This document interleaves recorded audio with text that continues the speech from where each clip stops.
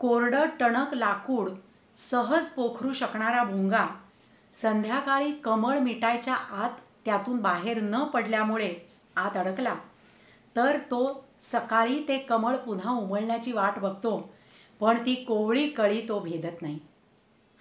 रात्रिर्गमिष्यति भविष्यति सुप्रभातम भास्वानुदेष्यति हसिष्यति चक्रवालम इत्थं विचिंतयति कोशगते द्विरेफे हा हंत हंत नलिनीं गजौज्जहार.